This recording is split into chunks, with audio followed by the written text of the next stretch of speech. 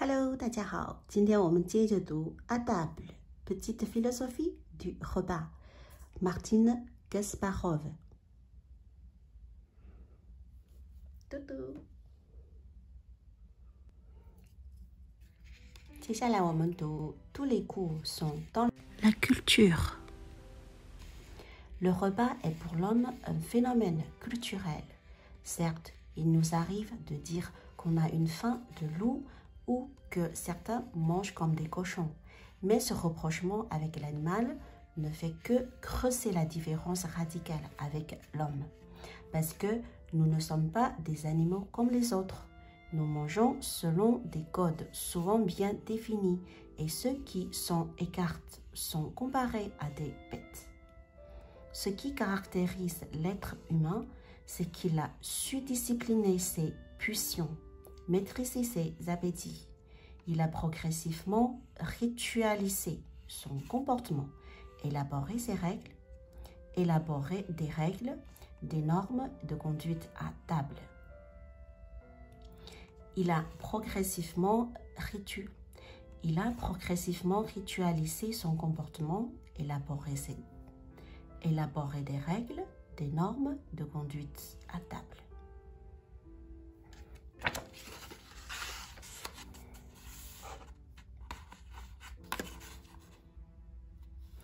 Chez l'homme, le repas implique toujours un moment de repos dans l'affairement du quotidien et marque un temps d'arrêt dans ses occupations.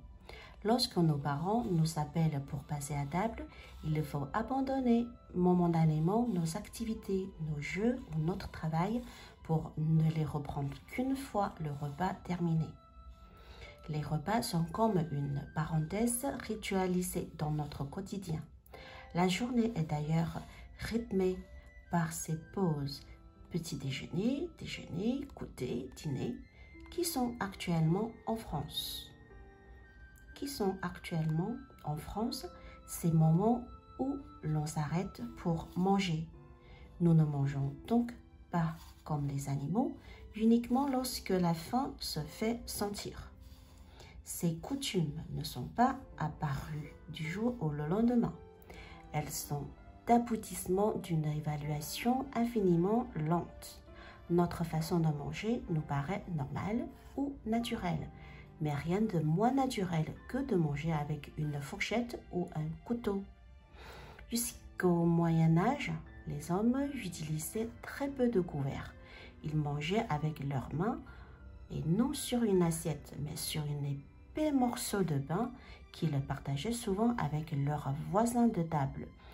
C'est de là que viendrait le mot copain. Celui avec qui l'on partage son pain. Par ailleurs, chaque geste, la façon de sentir et de manipuler le couteau, la cuillère ou la fourchette ont mis des siècles à se mettre en place. Si le fait de manger est une activité naturelle, nécessaire et universelle, les manières de le faire sont toujours culturelles, continuantes et particulières. C'est ce qui explique qu'on peut manger allongé sur une banquette, assis sur une chaise ou en tailleur par terre. On peut utiliser des baguettes, des couverts ou même simplement des doigts, ou même simplement ses doigts.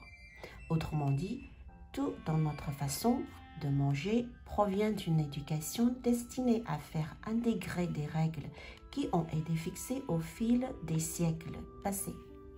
Non seulement les usages ne sont pas commandés par la nature, mais il n'y a souvent aucune rationalité, aucune explication logique qui les justifiait. Pourquoi avaler la soupe avec une cuillère et non pas dans un verre? Pourquoi n'a-t-on pas le droit de manger ce qu'on a dans son assiette avec les mains alors qu'on a le droit de manger le pain et le chocolat avec les doigts? L'évaluation des manières de table n'obéit à aucune logique réelle. Elles intègrent des habitudes souvent arbitraires et parfois étranges. L'évaluation des coutumes alimentaires relève d'un processus historique lent, mais constant que Norbert Elias appelle le processus de civilisation. Il consiste à arracher l'homme à l'humanité pour l'évoluer progressivement vers le raffinement de comportements proprement humains. Autrement dit, l'homme accompli est un homme civilisé qui ne mange pas comme un sauvage, mais comme un être bien élevé qui a su, par son éducation, acquérir les bonnes manières.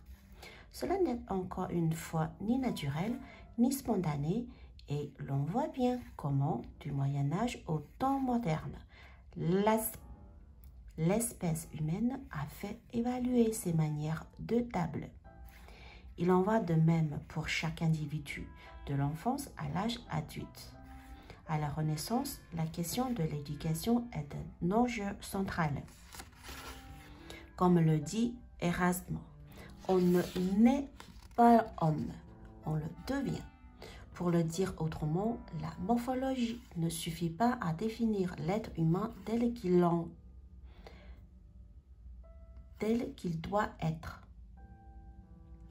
Il ne lui suffit pas d'avoir 2 jambes, 2 bras et une tête. Il doit apprendre à devenir un homme, c'est-à-dire progressivement faire siennes les valeurs fondamentales de l'humanité. Tel est le sens de ce courant de pensée qu'on nomme humanisme et qui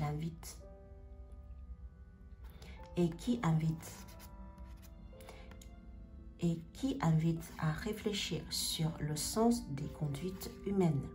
Cela est très clair quand il s'agit de se mettre à table, quand Erasme écrit un traité d'éducation intitulé « De la civilité puérile destiné à un jeune garçon de maison princière. »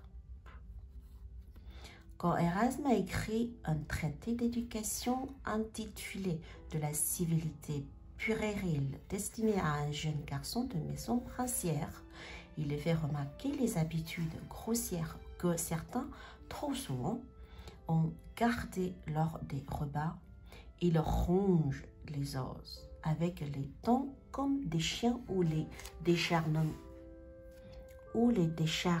avec les ongles comme des oiseaux de proie. D'autres, à peine assis, se jettent sur la nourriture comme des loups, avalent de gros morceaux comme les cigognes. D'autres boivent bruyamment comme font les chats ou grognent en mangeant comme des porcs. Toutes ces métaphores accentuent le caractère grossier de l'homme lorsqu'il n'a pas appris à se comporter comme on est censé le faire. Et ce qui apparaît constant dans les règles de bonne tenue, c'est juste la volonté de masquer le fonctionnement animal de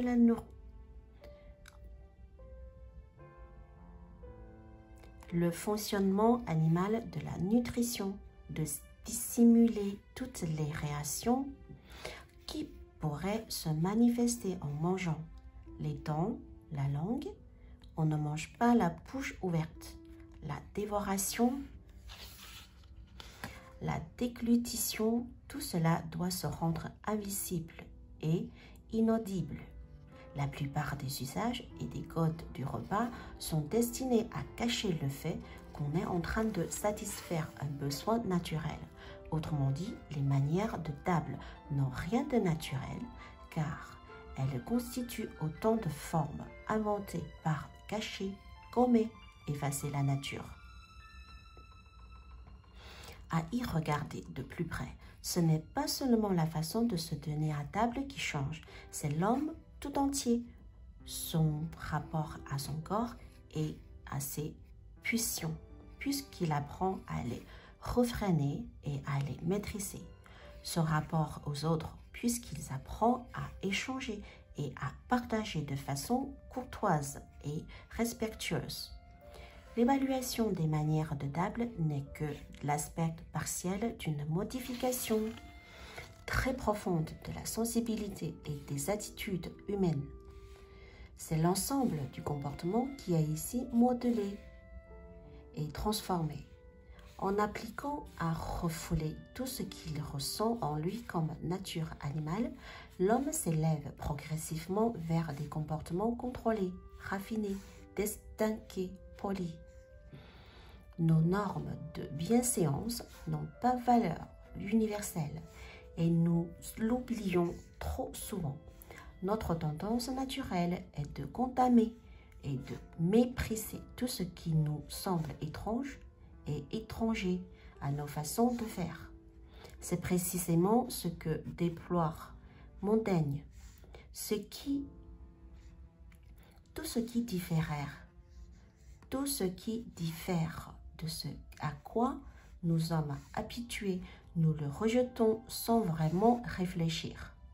Nous avons beaucoup de préjugés et d'idées reçues sur ce que nous ne connaissons pas et que nous ne faisons pas l'effort de comprendre. Nous refusons aux autres le droit d'être différents, en jugeant leurs coutumes d'après des critères propres à notre civilisation. Nous faisons preuve d'ethnocentrisme, et cela même en matière de cuisine. Nous sommes assez rapides à nous montrer écœurés ou d'écouter devant les plats qui nous paraissent exotiques ou des habitudes alimentaires qui nous paraissent déroutantes, comme celle qui consiste à manger des chats, des araignées, des crapauds, des sauterelles ou d'autres insectes. Montaigne, au contraire, s'en émerveille. Tous les goûts sont dans la nature et il faut bien admettre que les nôtres ne sont d'ailleurs pas forcément plaisants à certains peuples étrangers. Aucune façon de faire ou de manger n'apparaît meilleure qu'une autre à ses yeux. Et la tolérance par rapport aux autres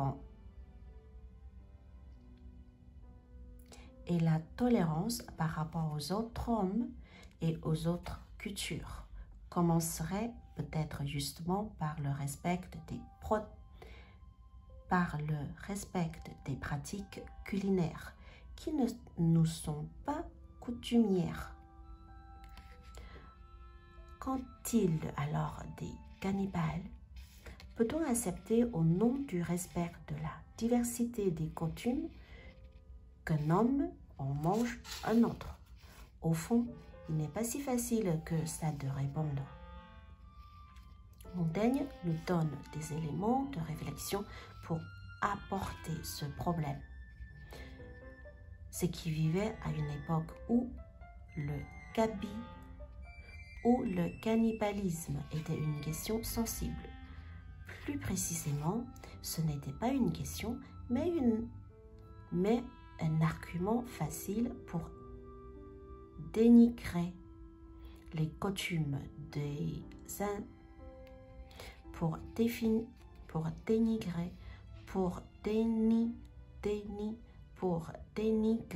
les coutumes des indigènes découvertes en Amérique pour la majorité des Européens de l'époque. Le fait que les Indiens vivent souvent nus et qu'ils soient anthropophages prouve que ce sont des sauvages, des barbares, pour ne pas dire des bêtes. Montaigne évoque notamment l'histoire du Brésilien. Montaigne évoque notamment l'histoire de Brésiliens qui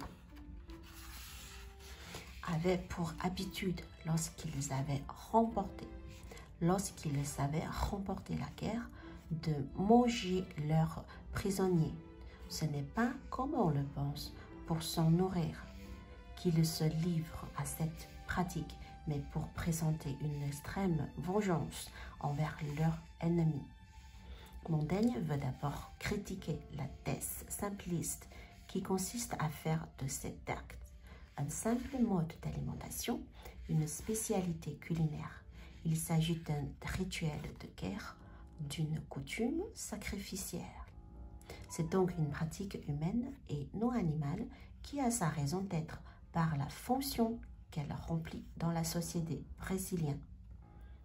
Mais ce qu'il veut surtout réfuter, c'est la thèse courante à son époque, qui consiste à dire que les indigènes sont des sauvages, des barbares, des brutes, sanguinaires, à peine des hommes. Certes, cette pratique apparaît cruelle et inhumaine. Certes, cette pratique apparaît cruelle et inhumaine, mais Montaigne fait remarquer une chose essentielle. Les Indiens ne mangent leurs ennemis que lorsqu'ils sont morts et après les avoir traités dignement. Au contraire, les Européens de son temps torturent de façon ignoble et inhumaine, non pas des ennemis, mais des voisins et des citoyens, souvent au nom de leur religion, et ceci alors qu'ils sont encore vivants.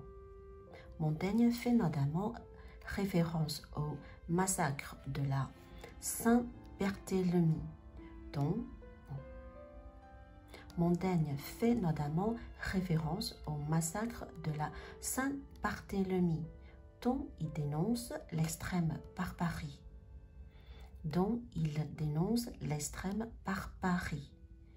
Le barbare n'est donc finalement pas celui que l'on croit, et les